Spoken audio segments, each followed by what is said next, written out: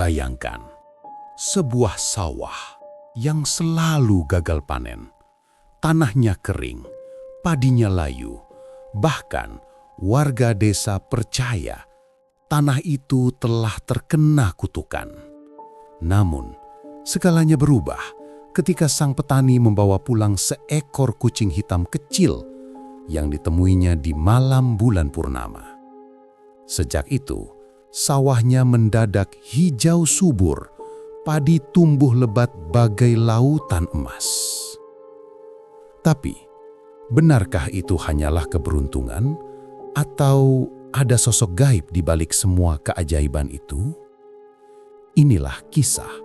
Sawahnya jadi subur setelah memberi kucing peliharaan bunian. Pagi itu, embun masih menempel di pucuk padi muda.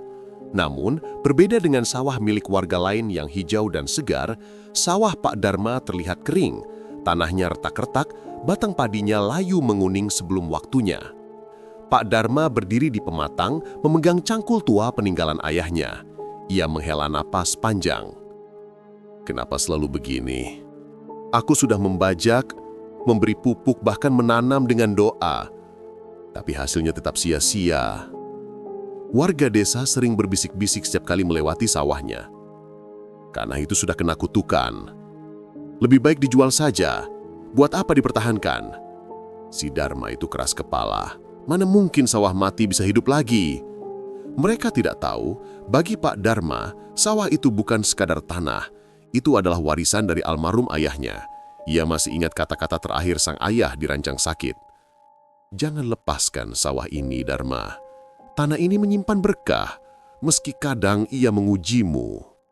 Malam itu, setelah pulang dari surau, Pak Darma melewati pematang. Bulan purnama menggantung terang, menerangi persawahan yang sepi. Tiba-tiba, terdengar suara meong, lirih. Seekor kucing hitam kecil muncul dari balik rumpun padi kering. Bulunya kusam, tubuhnya kurus, matanya berkilau kehijauan seolah memantulkan sinar bulan. Pak Darma mendekat. Kasihan kau, lapar ya? Kucing itu mengeong lagi, lalu berjalan pelan ke arah rumahnya, seperti mengajaknya ikut pulang. Pak Darma tidak tega membiarkannya. Meski hidup pas-pasan, ia membawa kucing itu pulang, memberinya sisa ikan asin dan segelas air. Aneh. Sejak kucing itu ada di rumahnya, suasana terasa lebih hangat. Malam yang biasanya sepi mendadak nyaman, bahkan mimpinya pun berbeda. Ia bermimpi melihat sawahnya hijau dipenuhi bulir padi emas. Beberapa hari kemudian, Pak Darma membawa kucing itu ke sawah. Ajaibnya, tanah yang biasanya keras menjadi lebih gembur. Air irigasi yang sering mampet tiba-tiba mengalir lancar. Burung-burung tidak lagi hinggap merusak padi. Warga desa mulai heran. Lihat, sawah Darma jadi hijau. Aneh, kemarin masih kering. Pak Darma sendiri bingung. Ia hanya terus menggarap sawah seperti biasa, ditemani kucing hitam kecil yang setia mengikutinya. Namun keajaiban itu membuat tetangganya Pak Sarman merasa iri. Pak Sarman adalah petani yang dulu selalu panen melimpah, tetapi belakangan hasilnya menurun. Ia mulai curiga, jangan-jangan Darma pakai pesugihan. Suatu malam, kucing itu menghilang. Pak Darma panik mencarinya. Ia menelusuri pematang, lalu mendengar suara mengeong dari arah hutan bambu di pinggir desa. Di sanalah ia melihat sosok samar. Seorang perempuan berwajah pucat, memakai kebaya putih, rambut panjang terurai, menggendong kucing hitamnya. Mata sosok itu berkilau aneh, tidak seperti manusia biasa. Suara halus terdengar di telinganya, meski bibir sosok itu tidak bergerak. Terima kasih sudah merawat peliharaanku. Aku dari kaum bunian. Kucing ini hanya titipan, agar kau tidak putus asa. Ingatlah, sawahmu subur bukan karena kucing ini, melainkan karena ketulusan hatimu. Pak Darma terpaku, tubuhnya gemetar. Saat ia berkedip, sosok itu lenyap. Hanya terdengar suara mengerong pelan sebelum angin malam membawa keheningan. Beberapa minggu kemudian, sawah Pak Darma benar-benar berubah menjadi lautan hijau. Padi-padi tumbuh subur, bulirnya padat, lebih banyak dari sawah siapapun di desa. Saat panen tiba, hasilnya luar biasa. Karung-karung padi menumpuk sampai halaman rumahnya penuh. Warga desa terkejut. Bahkan kepala desa datang langsung untuk melihat. "Subhanallah Dharma, ini panen emas," ujar kepala desa. Pak Dharma tersenyum haru, tapi dalam hatinya ia masih ingat pesan bunian itu. Jangan serakah, jangan lupa berbagi. Maka ia membagikan sebagian hasil panennya kepada janda tua, anak-anak yatim, dan tetangga yang kesulitan. Namun kebaikan itu justru menyalakan api di hati Pak Sarman. Pak Sarman tidak bisa menerima bahwa Dharma, si petani miskin yang dulu selalu gagal panen, kini menjadi pusat perhatian. Ia bergumam dengan wajah masam. "Tak masuk akal, sawahnya kutukan, tiba-tiba jadi emas. Pasti ada makhluk halus yang menolongnya." Ia mulai menyebarkan fitnah. "Hati-hati dengan beras Dharma, mungkin ada siriknya. Jangan sampai kita makan hasil jin." Warga desa mulai resah. Ada yang percaya, ada yang tidak. Pak Dharma sendiri tetap tenang. Ia tahu kebenaran ada pada niat dan usahanya. Namun, semakin hari fitnah itu makin besar. Suatu malam, Pak Sarman mengintai sawah Dharma.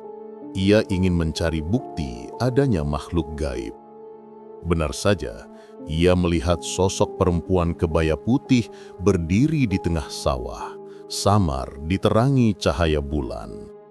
Di sampingnya ada kucing hitam yang dulu dipelihara Dharma. Pak Sarman pulang dengan wajah pucat, tapi bukannya takut, ia justru semakin bernafsu. "Kalau Dharma bisa, aku juga harus bisa. Aku harus menguasai kucing itu."